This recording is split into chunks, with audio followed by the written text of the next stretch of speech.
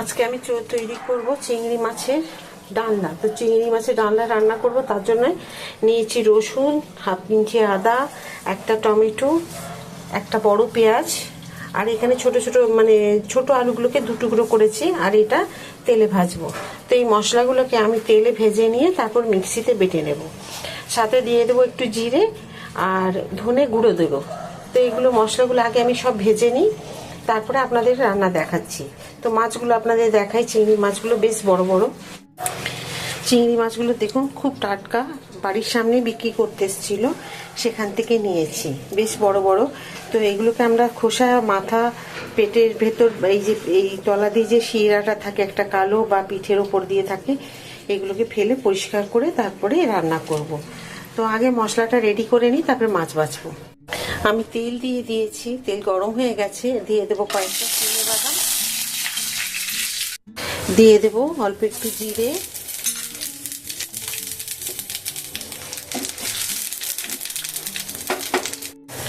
দিয়ে দিলাম রসুন, এখানেও আছে রসুন আর টমেটো, আদা, দেবো পেঁয়াজ আর কাঁচা লঙ্কা, সাথে দিয়ে দেবো 2 চামচ চারমগজ। এখানে আমি আরেকটা তরকারি করবো, সেটার জন্য মশলা একটু বেশি করে নিচ্ছি।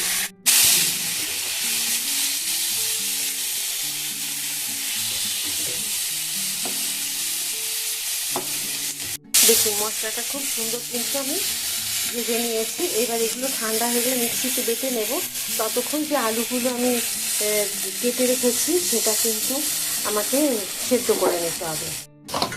চিংড়ি মাছগুলো এখন আমি ভেজে নেব।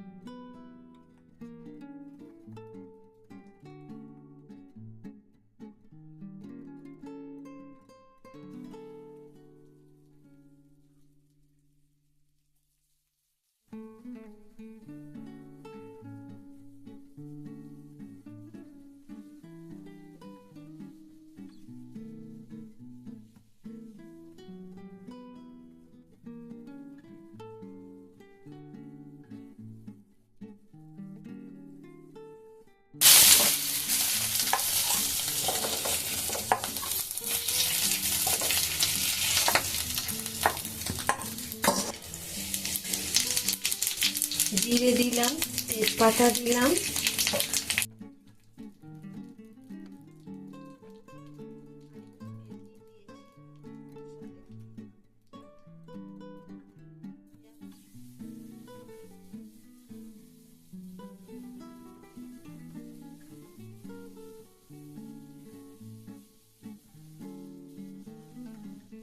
পেঁয়াজ বেশ সুন্দর করে ভাজা হয়ে গেছে। আর আমি দিয়েছি এখানে জিরে, তেজপাতা ফোড়ন, আর এখানে যে মশলাটা রেডি করে রেখেছিলাম সেটা দিয়ে দেবো।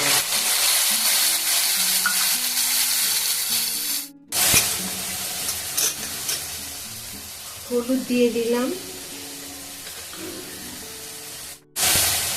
পরিমাণ মতো নুন দিলাম, ধনে গুঁড়ো দিলাম, রেড চিলি পাউডার। বর্ষা একদম জমে গেছে।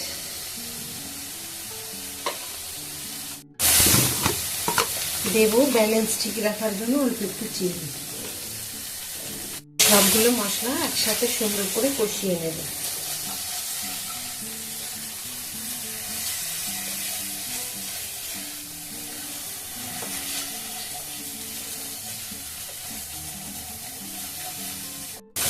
বাটি ধোয়া জল একটু দিয়ে আবার একটু কষিয়ে নেব।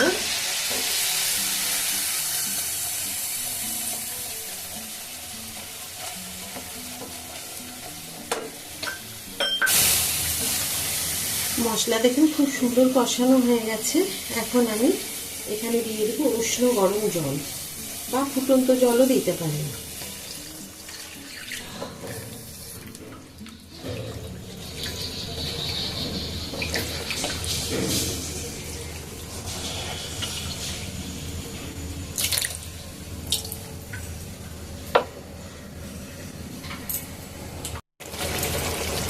মাছ দেখুন এই যে ঝোল ফুটে গেছে, এখন দিয়ে দেবো মাছ আর আলু।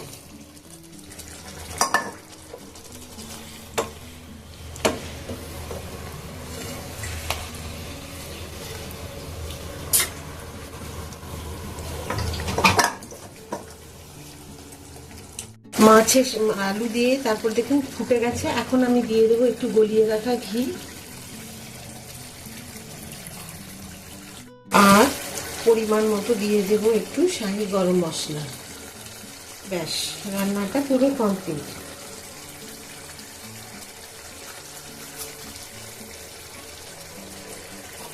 দেখুন খুব সুন্দর হয়েছে। এইরকমই রাখবেন ঝোল মানে গ্রেভিটা, তাহলে বসে যাবে আর খেতে খুব সুন্দর হবে। এরকম রাখলে মানে একটুখানি বসে যাবে। আমি গ্যাসটা অফ করে দিই।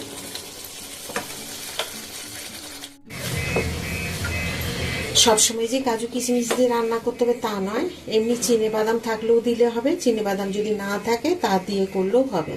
শুধু রান্নার ধরনটাকে একটু পাল্টে দিতে হবে। তো আশা করি ভালো লেগেছে আজকে আপনাদের চিংড়ি মাছের এই ডালনা আলু দিয়ে। যদি ভালো লেগে থাকে প্লিজ একটা লাইক করে দেবেন, সাবস্ক্রাইব আর শেয়ার করে আমার পাশে থাকবেন। যেমন প্রতিটা রান্নাতে আপনারা আমার সাথে থাকেন, ওইভাবেই কিন্তু আমার পাশে থাকবেন। আবার একটা নতুন ভিডিওতে নতুন রান্না নিয়ে আপনাদের সকলের কাছে আমি চলে আসবো। সবাই খুব ভালো থাকুন, সুস্থ থাকুন। নমস্কার।